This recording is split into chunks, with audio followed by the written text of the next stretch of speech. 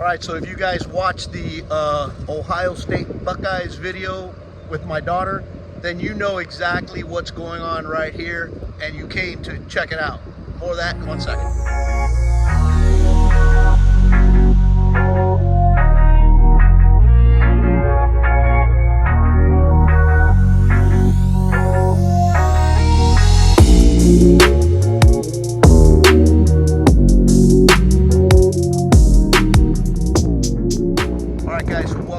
Channel. We got a problem. We got an issue. We are stranded in Ohio because the right rear leaf spring hanger snapped in half. It didn't come off the frame, it came off.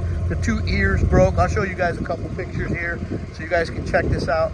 The problem was that we had to get a mobile welder out here, which we couldn't find one. This gentleman, Cody here with Fleet Masters, came all the way from an adjoining county. He's an hour away, and he's getting ready to weld this thing back in here.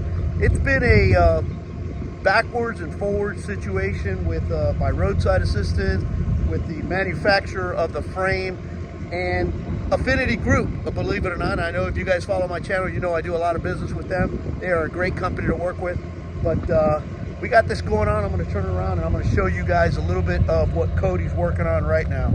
So he has set up a jack to lift up the frame, or basically hold it, because Cody here says that once you take that tire off, that's coming off. It's just hanging. It's just hanging. So here's the brake real quick. Right there.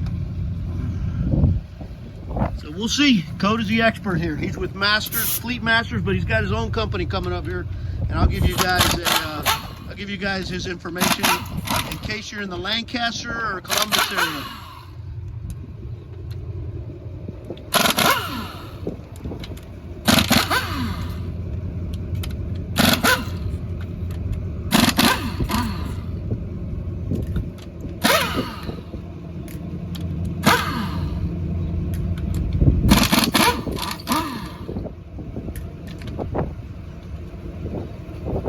By the way, in speaking to Lippert, which is the manufacturer of the frames, and also in speaking to Cody here, this is not a rare occurrence. This happens quite a bit. There's so much stress on these axles that the only thing holding these tires on are those hangers. I'll be honest with you, the more I look at them, honestly they don't look like they were very well engineered. But that's for another video, another item. We're going to be up in Infinity in May. We're going to readdress these issues, and we're going to see how we can beef these up. For now, I think Cody's going to work on trying to get me home, and I got full confidence.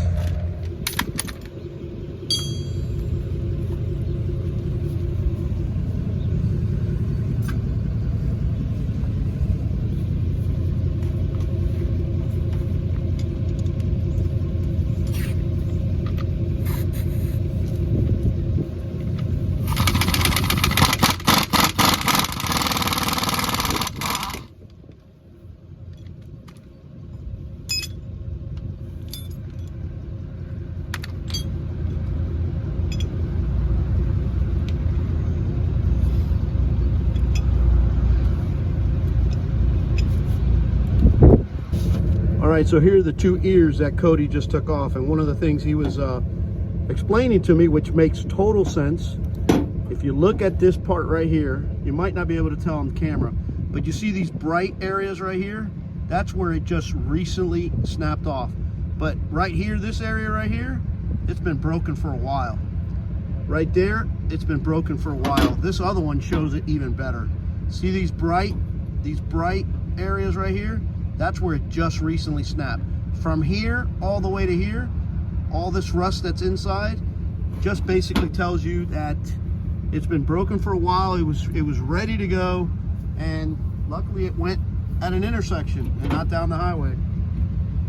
But he's getting on it. He seems fairly confident. He hasn't even turned off his truck. Let me show you guys what we got going on here without getting in Cody's way.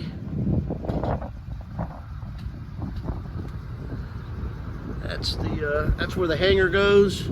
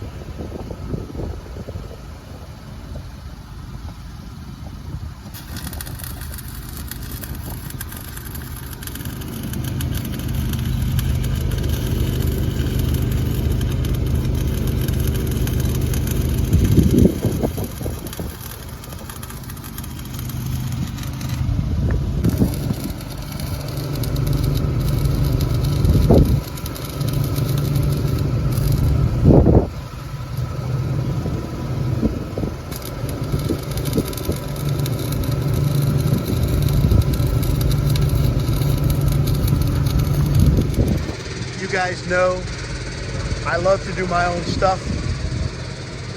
Most of the stuff on the RV that's happened over the last few years, I've handled myself. This is definitely not as far as I'm concerned, this is definitely not a do-it-yourself or a hive-to project. I don't know, I know you guys saw last year I did a little tinkering with some welding, but we're talking small stuff. This is quarter inch steel, and see them working away down there. I leave this to the professionals. Number one, it's my family's life, my life, trailering this thing down the road. I don't want to mess with it, but he's hard at work. He's down there doing a good job. I think looks good. It's just got to get me back home, and then in May, got to get me to Affinity, where we're going to readdress Affinity R group or Affinity RV repair group in Elkhart, Indiana, where I do all my stuff. We're going to readdress this down here. We're going to make sure that this doesn't happen again. But like I said, this is definitely not a do-it-yourself for me. For me, there are some of you guys out there that know how to weld and would probably take this challenge. I'm not that guy.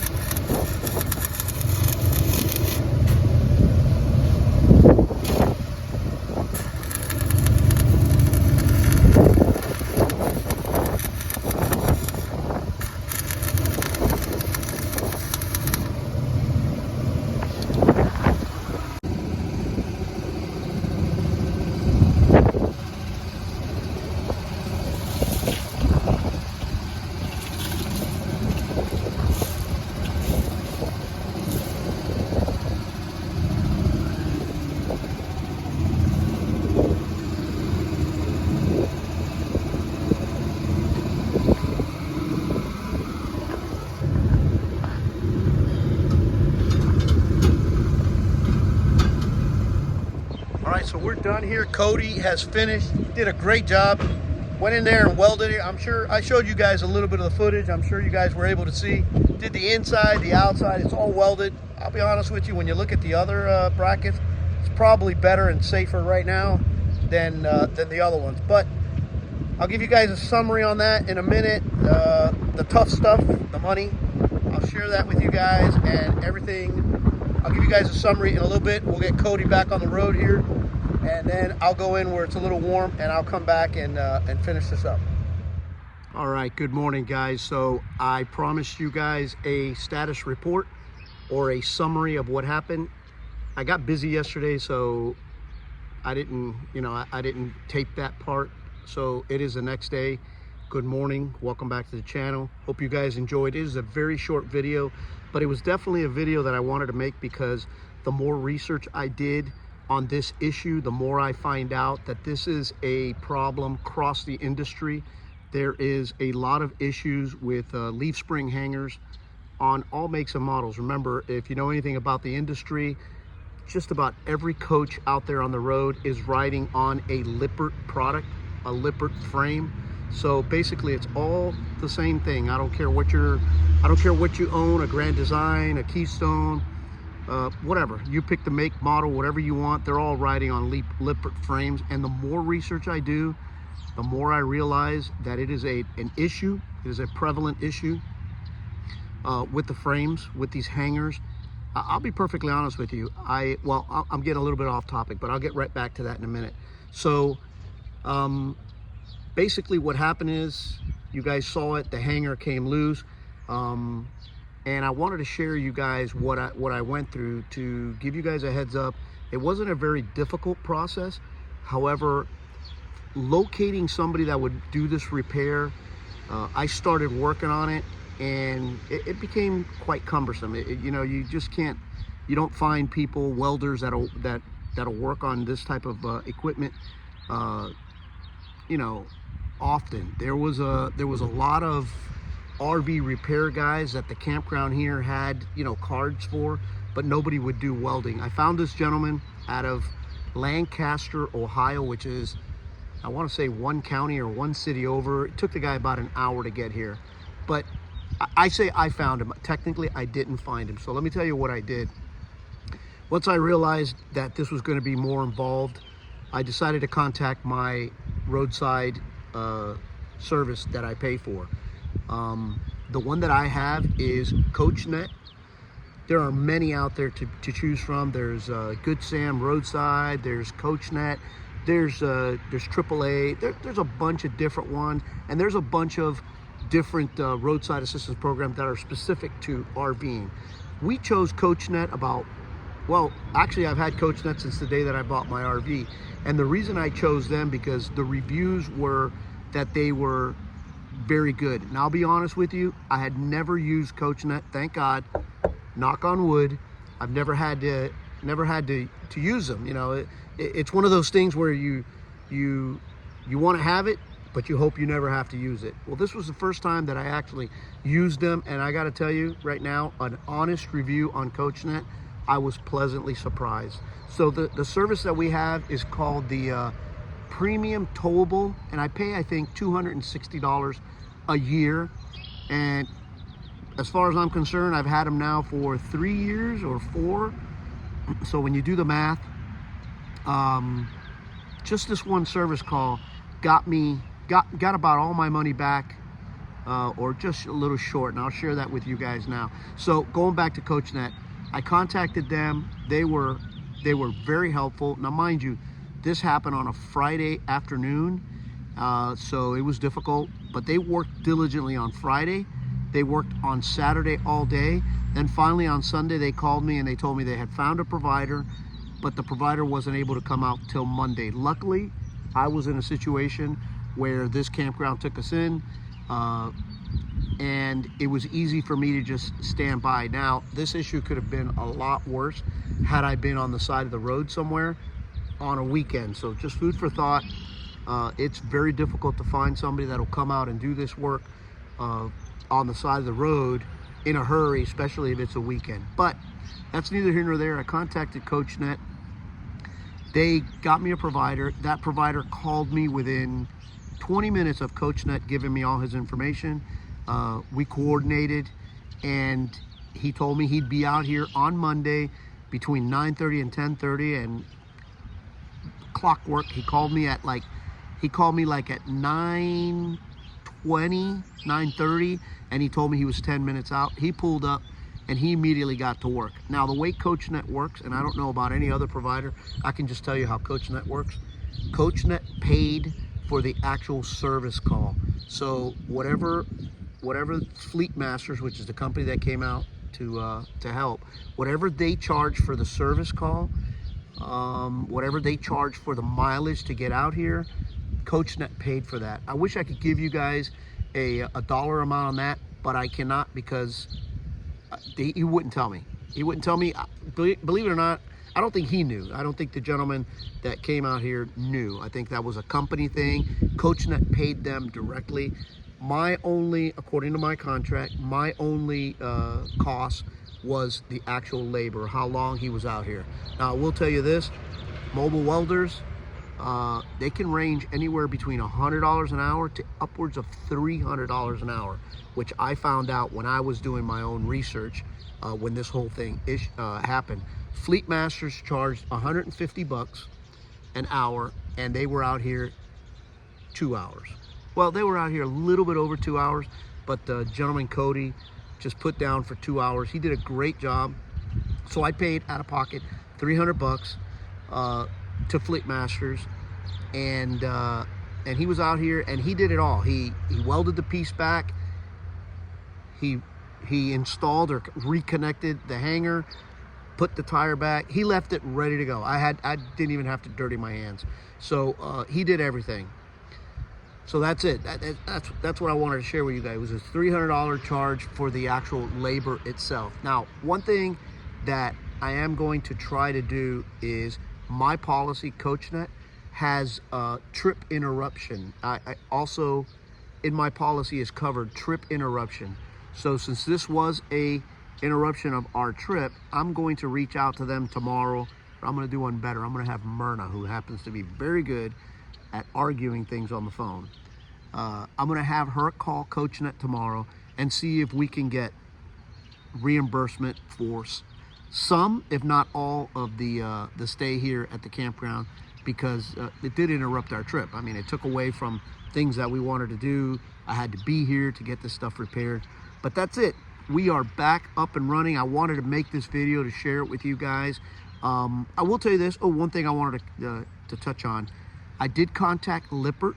Now, the warranty, the frame warranty or axles is out of warranty, because remember, all RVs have 1 year warranty, bumper to bumper, and then a 3-year structural.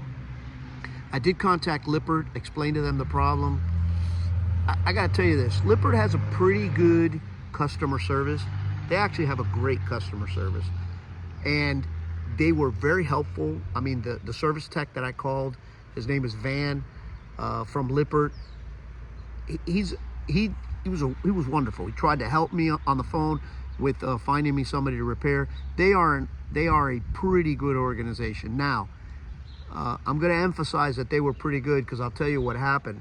Even though we were out of warranty, Lippert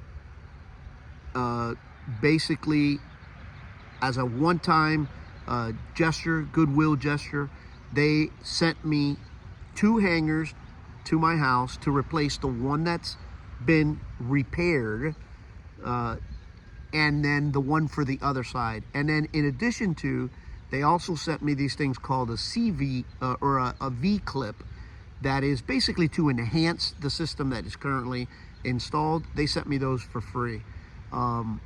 So, you know, I don't know that they had to do that, but they did it anyway. So shout out to Lippert for you know, standing by their product. That's it. That's the status report I got on that. We are back on the road tomorrow, heading home, and hopefully this thing holds up. If it doesn't, you guys will be the first to know. Until next video, guys, safe travels. Again, thank you for chiming in. If you're not a subscribed member, please go ahead and hit that subscription notification, and the little bell notification also, so you guys know every time that I put up a video. But that's it. That's a wrap on this repair. Until next time, safe travels to you guys.